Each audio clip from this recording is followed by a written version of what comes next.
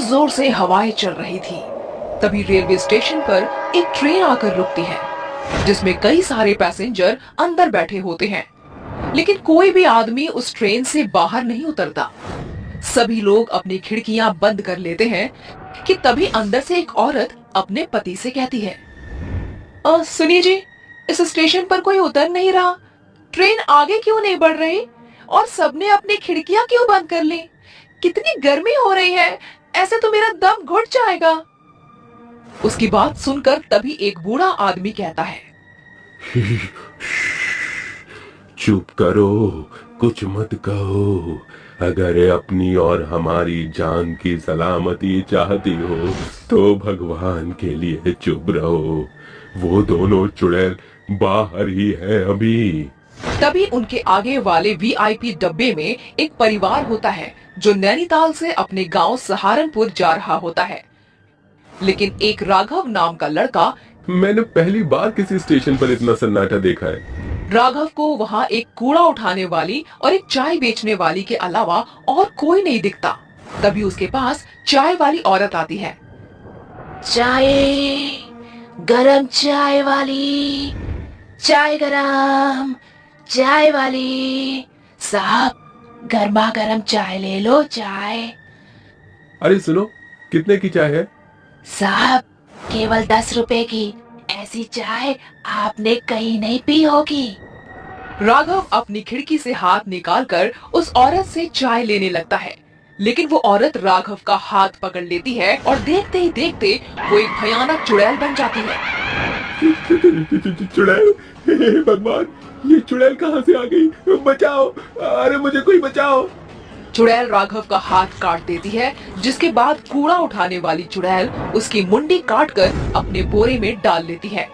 नहीं छोड़ूंगी, किसी को भी नहीं छोड़ूंगी, सबके सब मरेंगे।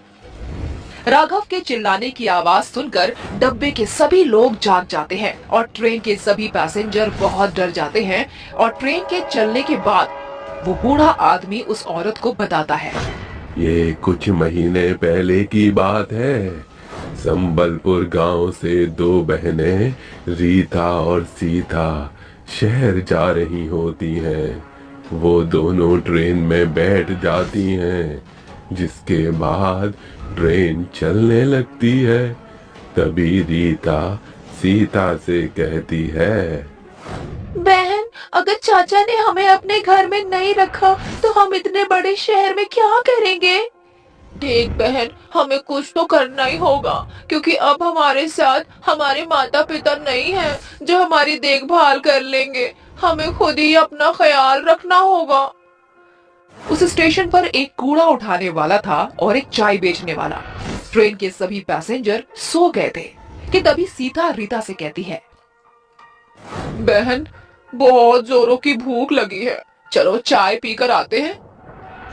वो दोनों बहनें सुनसान स्टेशन पर ट्रेन से उतर जाती हैं, जिसके बाद सीता चाय लेने जाती है। वहीं रीता को प्यास लगती है, इसीलिए वो पानी पीने के लिए कूड़ा बीनने वाले से पूछती है, भाई साहब, मुझे बहुत जोरों से प्यास लगी है, क्या यहाँ पानी मिल जाएगा? कूड़ा बीनने वाला उसे बहुत ध्यान से देखता है, जिसके बाद वो उससे कहता है, उस कमरे में पीने के पानी की टोंटी लगी है, जाओ पी लो। रीता पानी पीने के लिए उस कमरे की तरफ जाने लगती है कि तभी वो कूड़ा बीनने वाला उसके पीछे पीछे आता है और कमरे का दरवाजा लगा देता है।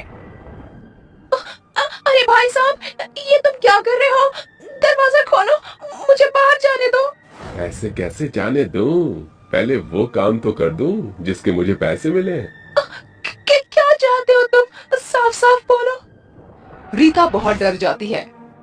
इतने में वो आदमी एक खंजर निकालता है और उसके दोनों हाथ और उसकी मुंडी काट देता है। रीता वहीं मर जाती है। उसे मारने के बाद वो आदमी चाय वाले के पास जाता है। जब सीता कूड़े बिनने वाले के हाथ में खून से लथपथ खंजर देखती है तो वो डर जाती है, लेकिन तभी पीछे से चाय वाला उसका मुंह दबाकर उसे वहीं ले जाता है जहां उसने उसकी बहन रीता को मारा था। ये तुम क्या कर रहे हो? तुमने मेरी बहन को मार दिया। सीता कुछ कहती, इससे पहले उस आदमी ने उसके दोनों हाथ और उसकी मुंडी काट दी। उस दिन दोनों बहनें मर जाती हैं। उनकी मौत क्यों हुई, आज तक इस बात का पता नहीं चला।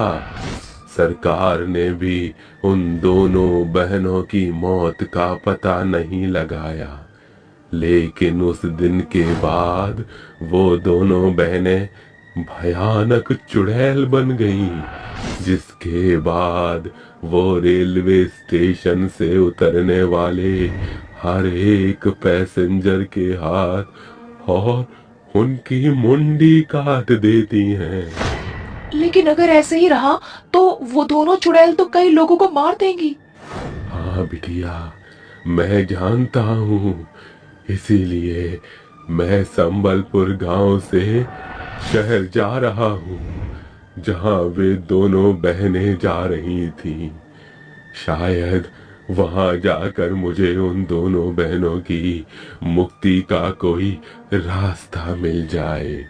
वो बूढ़ा आदमी शहर में उन दोनों बहनों के रिश्तेदार यानी उनके चाचा जी के घर जाता है, जहाँ उसे पता चलता है कि उसके चाचा कुछ समय पहले ही गुजर चुके हैं। तभी रीता सीता की चाची उर्मिला उस बूढ़े आदमी से कहती हैं, बाबा, मैं ज्यादा कुछ नहीं जानती, लेकिन अपने पति को हमेशा किसी बात को लेकर परेशान देखा करती थी और मरते समय उनकी जेब से ये एड्रेस मिला था मुझे, शायद आपके किसी काम आ जाए। वो बूढ़ा आदमी उस एड्रेस पर पहुंच जाता है, जहां उसे एक बहुत ही जाने माने तांत्रिक बाबा मिलते हैं, जो उस बूढ़े आदमी से कहते हैं, उन दोनों बहनों की मौत उनके चाचा नथु लाल ने करवाई थी। वो चाहते थे कि उनके मरने के बाद गांव की सारी जमीन वो हड़प ले, लेकिन उन दोनों बहनों की मौत के बाद वो दोनों चुड़ैल बन गईं और नथुलाल को रेलवे स्टेशन की कहानी पता चली तो उसे डर के मारे हार्ट अटैक आ गया। बाबा, मेरी मदद करो उन दोनों बहनों को मुक्ति दिलाने में। उन्हें मुक्ति नहीं मिली तो वो ऐसे ही सबको मारती रहेंगी। वो बूढ़ा आदमी तांत्रिक बाबा को रेलवे स्टेशन लेकर जाता है और जैसे ही रात के 3 बजते हैं, वो दोनों चुड़ैल सामने आती हैं और जोर जोर से हंसने लगती हैं। चले जाओ यहाँ से, ये रेलवे स्टेशन मेरा है, मैं सबको मार दूंगी। हम तो तुम्हें केवल यहाँ तुम्हारी मौत का कारण बताने आए थे। क्या? हमारी मौत का कारण? तांत्रिक उन दोनों को उनकी मौत का कारण बताता है, जिसे सुनकर वो दोनों रोने लगती हैं। तभी तांत्रिक बाबा उसके चाचा नाथूलाल की आत्मा को बुलाते हैं और इसके बाद नाथूलाल गिड़गिड़ाते हुए दोनों चुड़ैलों से माफी मांगता है। बिटिया, हमका माफ कर दो, हमसे बहुत बड़ी गलती हो गई। मुझे अपनी गलती का बहुत पछतावा है।